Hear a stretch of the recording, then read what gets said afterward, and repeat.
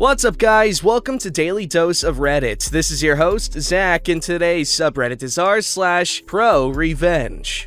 Alright, this story's called How My Grandpa Became the Owner of a Gas Station/Garage. My family immigrated to America in the 1880s and settled in Nebraska. We were farmers for the first 80 years or so, but back in the 1960s, my great-grandma decided she was gonna sell the entire farm before she died and simply give her sons a third of the money for inheritance when she passed. She had 3 sons. In 1969, my great-grandma passed, and her 3 sons inherited the money she had earned from selling the farm. My grandpa decided he would basically let that money sit until after he retired from the military. In 1971, he deployed to Vietnam for his second and final deployment. At the end of his deployment, he returned to Nebraska and retired after 22 years in the service. Now, he had an old Chevy truck at the time and was in the process of building a concrete business with the money he had gotten from his inheritance. Well, during this time, his truck engine blew up. My grandpa was busy at the time and didn't want to fool with the truck because he was busy. So he bought himself the engine he wanted to replace it with, which was an upgrade, and he went down to the only garage in town and asked them if they'd be willing to put the engine in the truck. They agreed on the price and told him to come back in a week or so. A week later, my grandpa comes back and picks up the truck. He admits he felt like a fool for not double-checking the work,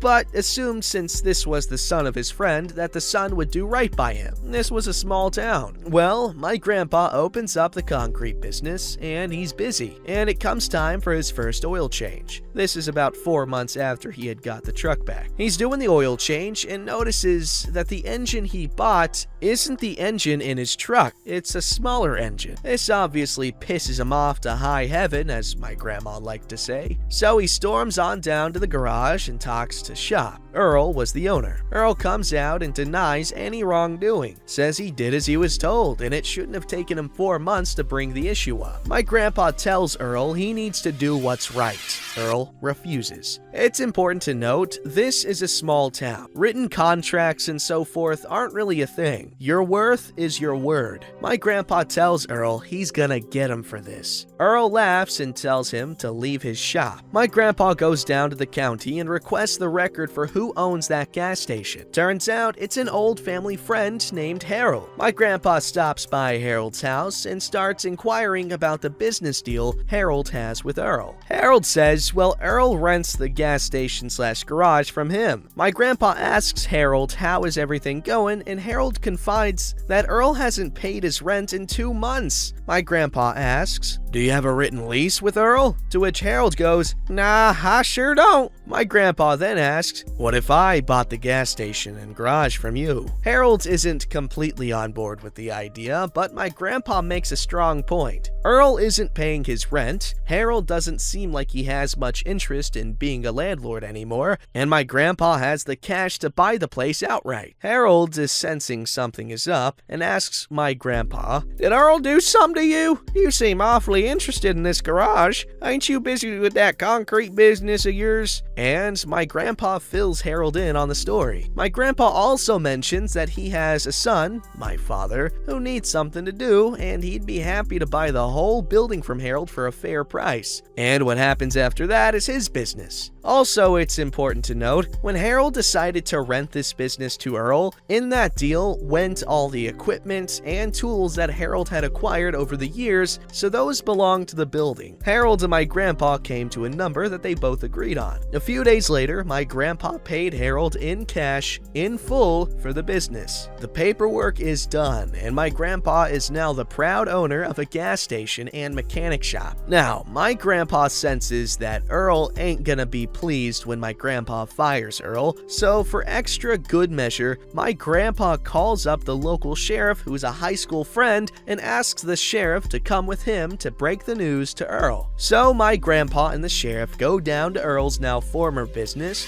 and they walk in. And before my grandpa can even say hello, Earl says, now I told you I didn't cheat you. My grandpa smiles and says, I'm not here about my truck. I'm here to fire you. Earl, with a look of confusion on his face, asks, you can't fire me. I own this business. My grandpa shows him the title and says, "I'm now the owner of this building." To which Earl fires back, "But I got a deal with Harold." And the sheriff speaks up. "You do? Do you have a lease?" "Well, no," Earl says. To which the sheriff smiles and says, "In that case, you're gonna need to take your stuff and leave." Earl is fuming, pissed, grabs his toolbox and storms out. My grandpa ended up hiring the mechanic that would occasionally work on his trucks at his concrete business. He had my aunt and grandma run the gas station full time, and my dad would work there after school. We owned that garage for 25 years, before my grandpa sold it to someone else. Small town justice. I love it. None of the stupid red tape and forms and stupid stuff. I hate that. Oh my god, it just grosses me out. It's so simple. I love it. But it's also easy to get screwed over. But it's also way easier to screw them back. It's beautiful. Alright, this story's called Ex-Boyfriend and His Ex Caused Me to Almost Off Myself. I Cause Ex-Boyfriend to Lose His Business. Hello everyone, gonna try to make this as short, sweet, and to the point as possible. I'd been dating someone for a few months and decided to get an apartment in their hometown. Everything was going fine until I logged into a local chat room, think AOL days, to hopefully make some new friends and find out good places to go sing karaoke, and a weird username messaged me and said, "Hello," and nothing else. A few days later, me and the boyfriend, let's call him Bob, are supposed to meet up for breakfast, and when I get there, he has a messenger bag with him. I ask him what he wants to eat, and he says he's not hungry. I ask him what's wrong, and he pulls out about 20 pages of chat logs from that weird username on the website. In this chat log, there is some very graphic adult stuff that was being discussed by that username. Also in that chat log was my name, commenting on it, which I never did. I asked him what this was, and he, of course, asked me to tell him what it was. I honestly had no idea and told him so. He broke up with me right there over this. As I stated before, that username had said hello to me, and that was it. This chat log was faked, and no idea why someone would do that. When I got home, crying my eyes out, my phone rang, and there was a strange voice on the line, saying how that now that I'm single, I should go out with them and all sorts of crap. Then the text messages started about wanting to sexually assault me and various other things. It was then revealed that it was the ex of my now ex, Bob. Called up Bob and told him what was going on and asked him why he gave my number to his ex. He said I should have tried to cheat on him with his ex again. What? Again, never happened. Up until this, I thought Bob was gonna be the person I spent my life with. That obviously didn't happen. Needless to say, this resulted in a police report being filed with pictures of all the text messages and voicemails being given to the police.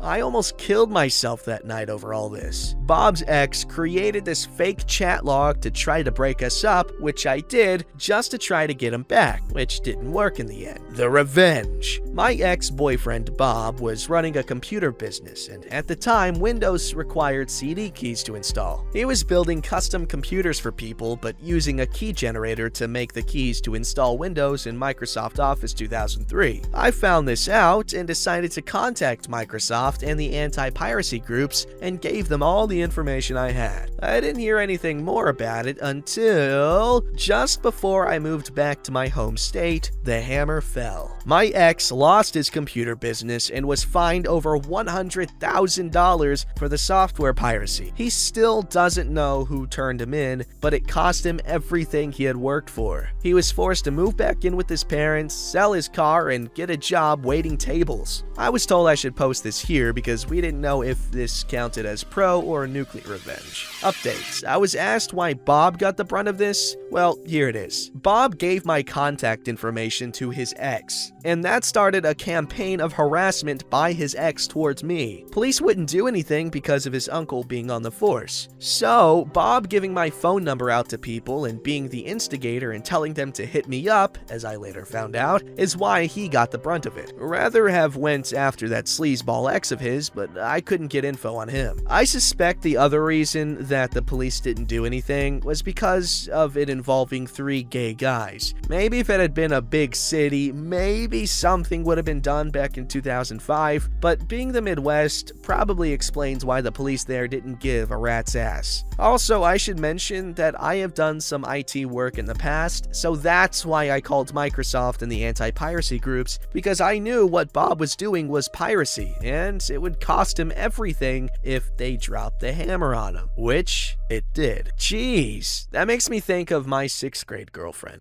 We broke up because this one dude told her that I was only dating her because my friend told me to. It's stupid. It was really stupid. And then they ended up dating. It was kind of suspicious now that I'm thinking about it. But it's all fine, because after they broke up, which wasn't that long after, she went lesbian. But now, now she's with a dude. So I guess she swung back. But damn, the ex Bob did OP dirty, and then OP did him even dirtier. Alright, this story's called My Mom Tried to Ruin My Wife's Bachelorette Weekend, so we found one more party game. So I love my mom, but she can be a massive bimbo. She has always had everything handed to her. She has always gotten what she wanted because she was rich and pretty and been coddled to death by my grandfather and my stepdad. Pretty much, she is the girl you would have hated if you went to high school with her. My mom never liked anyone I dated. She doesn't like many other women, and would say she is a tomboy despite the fact that she always dresses to the nines with hair and makeup done, but really she just likes hanging around men because women don't give a crap that she's pretty, so she loses her evil superpower. My mom was pretty nasty to my fiancé, now wife, but I'm gonna say fiancé for the purpose of the story. My fiancé did not grow up as privileged as my mom, and is a normal, down-to-earth person. My mom has a mean sense of humor, though in her defense, she usually likes people who can give it back to her, but not this time. We had a small wedding over the summer, so it was mostly family and close friends. We had some pre-wedding festivities, so men were in one cabin and women in the other, for a kind of bachelorette party leading up to the wedding. My fiancé's sister called me, late at night, to complain about how wretched my mother was being. She was taking digs at everyone, but mainly my fiancé, and making jokes about how she's going to upstage her at the wedding. Now, this might be vain, but my fiancé had mentioned to me that it was something she was worried about. My mom did some modeling and knows how to turn it on when she wants to. They played some bachelorette games, and for one where you had to guess answers about my fiancé, my mom kept guessing super insulting answers. Then, during their spa time, my mom spilled some mud mask all over my fiancé's hair. Honestly, the mom sounds like a hoot. My future sister-in-law said it was really ruining the night for my fiancé, and she was embarrassed. So I decided it was time for one last party game. I went to the grocery store and bought some pie tins, whipped cream, caramel, chocolate sauce, and made some pie. Now, usually when you make a prank pie to throw at someone, it's just whipped cream on a plate, but that is lame. I filled these bad boys up, drove to the girl's cabin. I texted sister-in-law to keep fiancé awake, but it was like 1 in the morning by the time I got there. I told my fiancé that there was one more game and she should know what to do. Winked at her and let the girls have their fun. My mom was furious. She ended up leaving and saying she wasn't coming to the wedding, which she did come to, but she missed the ceremony. My mom tore up the check she was planning as the wedding gift, and I'm not gonna lie, that sucked because she is loaded. But honestly, our party game was priceless. After the wedding, my mom did not speak to me for months. Oh my god. She is still pretty pissed about it, but my only regret is that I didn't know she was going to leave in the morning, or I would have bought them water balloons as well. Edit. Apparently I was too coy and it wasn't satisfying, so I asked my wife for a play-by-play. I guess she cussed my wife out and laughed at the bridesmaids for being poor college students, but dear old granddad never let my mom be a poor college student. I wish I went up to see the fruits of my labor, but my wife assures me she was covered in it. And she had shorts and a tank top and long hair, so everything was a sticky mess. They planned it like a strategy game. First pie went in the face, When she jumped up, the second one nailed her from behind. And since she was sleeping, the room was dark and one was hiding a few feet away, so she got a second to the face. My wife said they scooped up what they could and chased her to the bathroom, just lobbing handfuls at her. Damn, that sounds like a dream party for me though. All that pie, can you imagine it? Anyway, well, at first the mom just sounded like she had a sense of humor that no one else really got, but it turns out she was just kind of a jerk, but a really pretty jerk, so I think it evens out. I'm joking. Just because you're good looking doesn't mean you can be mean. I mean, it depends on who's there, but for the most part, that's a no-no. Alright, this story's called Raid a Discord Server? Have fun getting pinged 2,000 times. Earlier this day, a Discord server where I was known was raided. They pinged everyone to join this server called Chill Server. After they were done, they would probably think that they'll go back, but nope. We would go back to the time they were spamming and we would join. At first they were fighting, but that's when I came in. I copied and pasted everyone a rude message at the very end. I only send rude messages when people genuinely piss me off. The actual number of everyone's was less than 2,000 because if I did have 2,000 characters, I wouldn't be able to fit the rude message in it. After that, I left. The end. Okay, that's actually dirty because I hate how often I get Discord messages. And they're not even directed at me. It's just freaking stupid stuff that I have no desire to read, okay? They're not even like direct messages. And just in so many servers that I just don't remember to leave or just, I don't know. Good Lord, it's annoying. So this guy knew what he was doing. Don't forget to like, subscribe, and hit that bell to never miss an episode.